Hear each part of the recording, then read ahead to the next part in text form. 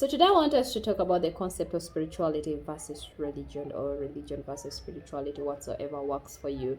Now, this has been one of the most confusing concept for everyone. I don't know. We have heard of situations where Muslim says, Islam is better, Christian says Christianity is better, the Hindu think it's better, and then you find that there is also a concept where even in the Christian sector there is further disparity.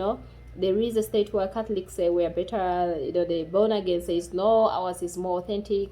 And then you go to the Anglican section, they're saying it's ours is better. And so there is an ultimate confusion on the concept of spirituality. And this has made a lot of us fight. We are fighting instead of trying to deeply understand what this concept is all about. What is spirituality? Why do we go to pray wherever we're praying, whether it's in whatsoever thing? And actually, one concept I miss is the African religion, the Pan-Africanism. I think something like that. Now you find people are in consistent competition. I remember someone inboxing me, because I oftenly do audios on my status and I share it in different groups. And this person tells me, he's like, Gali, your content is great, but until you mention the word Jesus, and I'm like, damn, I'm done. I'm done with this, because this is a religion of the colonial masters and so on and so forth. And then someone actually also told me, you know what? Christianity it demeans even the dark-skinned people. It demeans me for my skin. So why am I subscribing to something that, demeans who I am? Now, I want us to clearly understand the concept of spirituality. What is this thing about? Spirituality is the force that comes to you where human wisdom stops. Okay, there's a space where human wisdom is not going to help you. There's a space where what any human being can do, there are things that humans cannot do to help you. Number one, it could be in a state of illnesses. There are certain kind of illnesses that one gets, and then even the medical workers can't help you. They tell you, no, this is too much. No, we need to prepare you for palliative care. And so that's the state where your faith comes in. Okay, that's one of the stages where your faith comes in to work for you, or your spirituality needs to respond in such a manner. Number two, we have, there are spaces or things that just happen to us ancestry in our ancestry. There are homes where you find weird patterns. It could be the pattern of death. I remember listening to this particular lady who said in their family they died at the age of 40. Whoever reached at the age of 40 would die. It started long time ago, and it was claiming people every day at the age of 40. Now, this kind of concept sometimes cannot be helped with human wisdom, because no matter how much I do, whatsoever I do with my human wisdom, even if I take care of myself, if that time comes, then that person succumbs. So each family has its own trends. For some families, it could be the issue of single parenting. For some families, it could be the issue of divorce. It could be even some people, you work so hard, someone puts in so much effort in their work, but you don't see any outcome at the end of it. The results goes back to zero. And so these kind of things, now the art of spirituality comes in, your faith comes in, whether you're a Christian, whether you're a Muslim, whether you're a Hindu, whether you're a Pan-Africanist.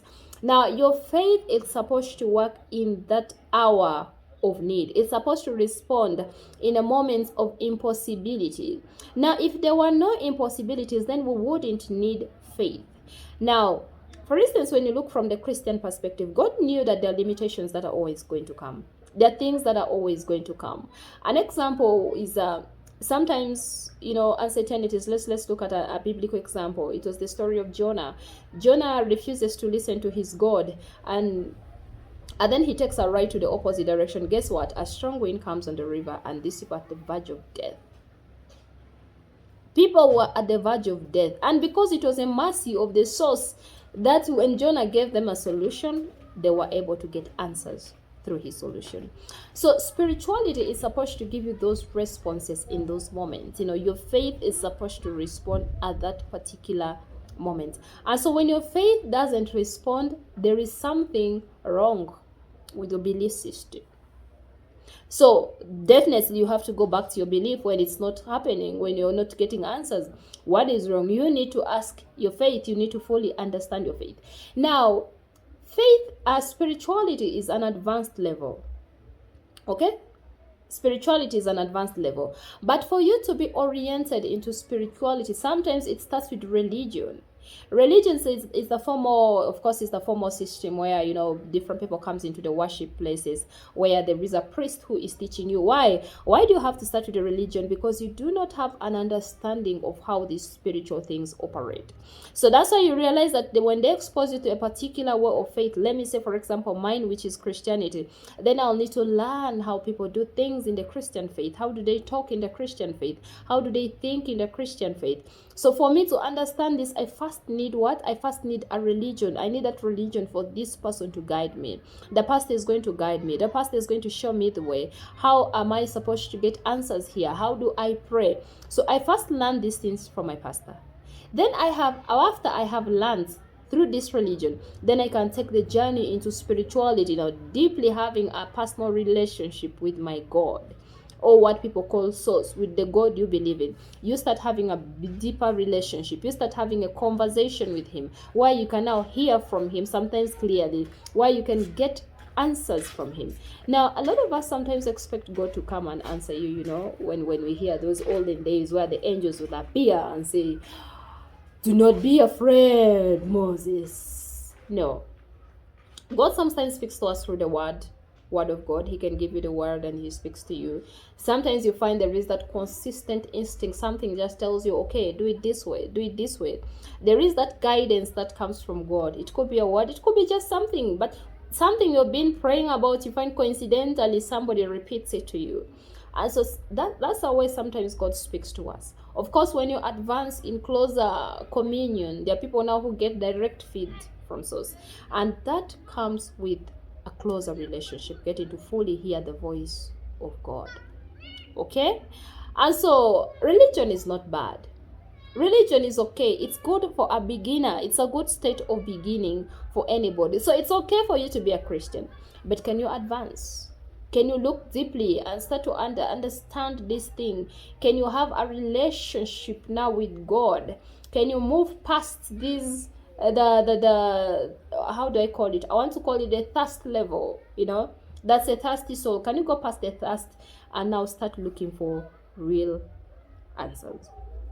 So your faith only works where it basically works where human wisdom stops. When the doctor tells you it's cancer stage 4 and we can't help you, and their human wisdom stops, then you need to turn to your God and say, "Hey Lord," Ezekiah did it in the Bible. He's like, "You know what? They have told me I'm going to die, but I am not yet married.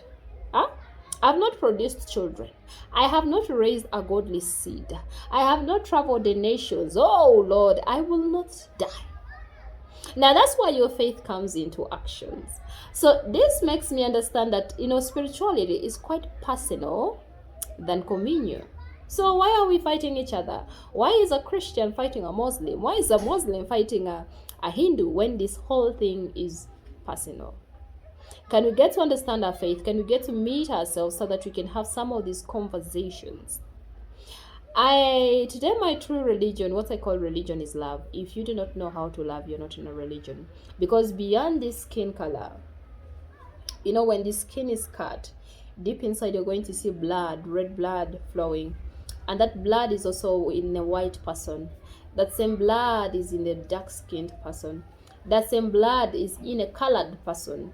And to me, that is what I call religion. So if your religion doesn't serve love, then you are in a cult. You're not in a religion. I met someone and we're having a conversation, and this person told me, "If you are not from this particular space, I'm not going to listen to you." That's a weavery soul. That's a very weavery soul. We need to watch out. The beauty with spirituality is the more you grow, the more you start being accommodative of everybody, the more you start understanding people. The difference between the ministry of Jesus and other people was that Jesus understood people from their perspective. He was never judgmental. He meets the adulterous woman, he speaks to her. He meets the different categories of people. He knew how to minister to them and transform them with the word. Christianity is for people who have struggled and you have failed. This is the place for you. But if you still want to move on, you want to still suffer, you want to do it on your own, it's okay. There it's harder, but Christianity is for the space people who want to now surrender. They just need the soft life and say, Lord, you know what, baby girl is tired.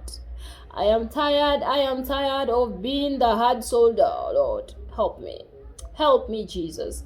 And I just want to surrender to you. So the art of surrender is just allowing God to work through you, and it's one of the best spaces to be in. So one reminder, spirituality is not for us to fight. No, we are not meant supposed to fight. We are supposed to collaborate and bring a better world. So spirituality begins with religion, but you can advance it to a higher level. Okay, do not live your life without fulfilling your dreams and your purpose. And as an agency, we give you some of these programs and the trainings for you to deeply understand these things. I do love you with the love of Jesus. Have you accepted his lordship?